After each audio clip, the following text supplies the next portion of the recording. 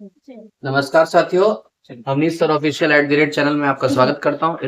इस वीडियो में हम पढ़ने वाले हैं आरआरबी ग्रुप डी के रसायन विज्ञान के पाठ्यक्रम। जैसा कि मैंने पहले वीडियो में बताया था कि आपको मैं ट्रायल वीडियो में बताया था मैं कि जितने भी पाठ्यक्रम है उसको एक एक करके मैं चैप्टर वाइज आपको पढ़ाने वाला हूँ। तो इस वीडियो में हम पढ़ाने वाले हैं अणु और परमाणु वाले टॉपिक को।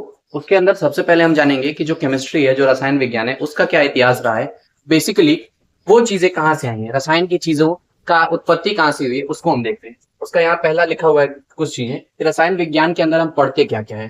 पहला हम पढ़ते हैं रासायनिक संरचनाओं को पढ़ते हैं, मतलब कोई भी वस्तु जो बनाई गई है उसको बनाने में उसके मूलभूत चीजें क्या लगी हुई हैं उसके बारे में हम पढ़ेंगे। दूसरा, उसके संगठक के बारे में पढ़ेंगे कि अगर एक पानी बन रहा है तो उस पानी के अंदर ऑक्सीजन और हाइड्रोजन है, तो उसकी जो बेसिक चीजें हैं उसको पढ़ेंगे।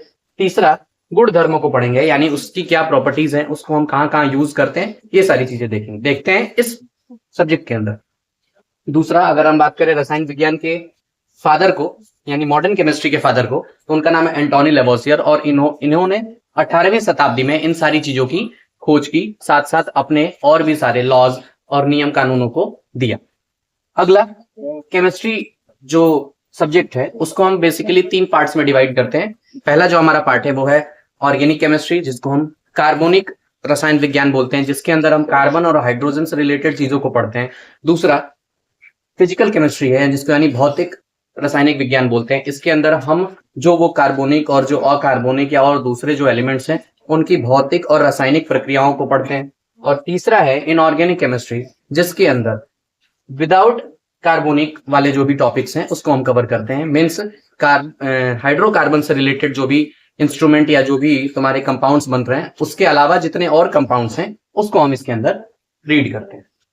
अब अगला तुम्हारा जो टॉपिक है वो ये टॉपिक है कि ये जो पूरा ब्रह्मांड है वो किस चीज से बना हुआ है, जिसकी शुरुआत इसी रसायन विज्ञान के पहले टॉपिक से होती है। उस टॉपिक का नाम है मैटर।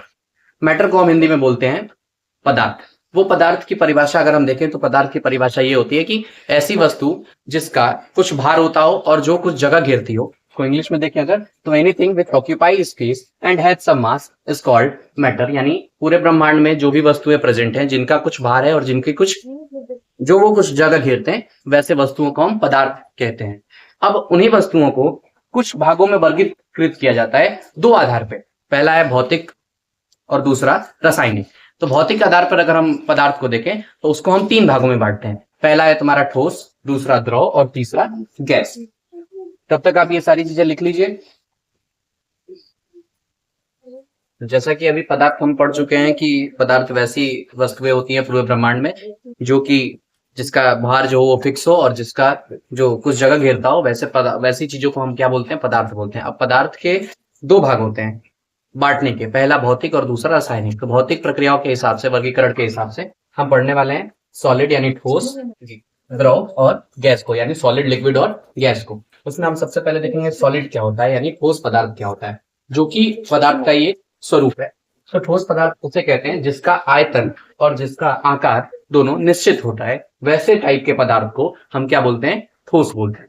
वहीं दूसरा अगर देखें द्रव, जिसको हम लिक्विड बोलते हैं इंग्लिश में, उसका जो आयतन होता है वो निश्चित होता है, लेकिन उसका जो आकार है वो फिक्स नहीं होता है, वो परिवर्तनशील होता है। जैसे कि दूध और पानी, दूध को अगर हम एक किसी जार में रखते हैं तो वो उस शेप का हो जाता है, वहीं अगर किसी ग्लास में रखते हैं तो वो उस शेप का हो जाता है, इसलिए उसको हम बोलते हैं कि वो परिवर्तनशील है। वहीं अगर गैस की बात करें तो उसका जो आयतन और आकार होता है वो दोनों परिवर्तनशील होता है, क्योंकि इसके जो अणु होते हैं वो आपस में काफी दूरी पर पाए जाते हैं। उसी की चीजों को हम आगे इस टॉपिक में देखेंगे।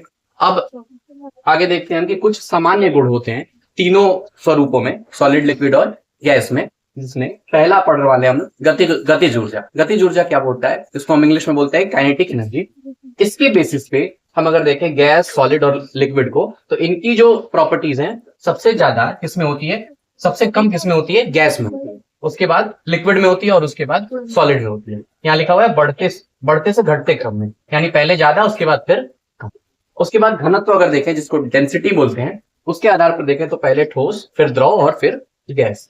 उसी तरह अंत आणविक आकर्षण बल, जिसको इंग्लिश में बोलते हैं इंटरमोलिकुलर स्पेस या बल, फोर्स, उसके आधार पर ये चीजें लिखी हुई हैं। आगे देखें प्रत्यस्थता, उसके आधार पर ठोस, द्रव और गैस पाए जाते हैं। लास्ट में संसर्जक बल है जो कि ठोस, द्रव और गैस होती है। ये सारी चीजें मैं इसलिए इस तरह नोट करा रहा हूं क्योंकि इसको पढ़ने में आपको आसानी रहेगी, और सबसे पहले मैं इसलिए लिख दे रहा हूं क्योंकि समय का अभाव है, जिस वजह से आपको लिखने में समस्या ना हो, वीडियो ज्यादा लॉन्ग ना हो, इसलिए पहले से मैं सारी चीजें नोट डाउन कर रहा हूं, जिसको आप नोट्स की तरह बना सकते हैं और फिर आगे के लिए प्रिपरेशन कर सकते हैं। और ये सारी चीजें आपको तब काम आएगी जब आप प्रीवियस ईयर सॉल्व करेंगे, क्योंकि इसी के बेसिस पे क्वेश्चंस पुट अप किए जाते हैं। लास्ट जो बचा हुआ है प्रॉपर्टी है विसरण, जो गैस, द्रव और ठोस के हिसाब से होती है। इस वीडियो में हम ये सारी चीजें कवर कर पाए। अगले वीडियो में हम देखने वाले हैं जो इसके दो और अलग स्वरूप होते हैं, जिसको हम बोलते हैं प्लाज्मा और बोस-आइंस्टीन कंडेंसेट, उसके बारे में देखेंगे और साथ साथ आगे रासायनिक वर्गीकरण को भी देखने वाले हैं। तो इस वीडियो में इतना ही। धन्यवाद।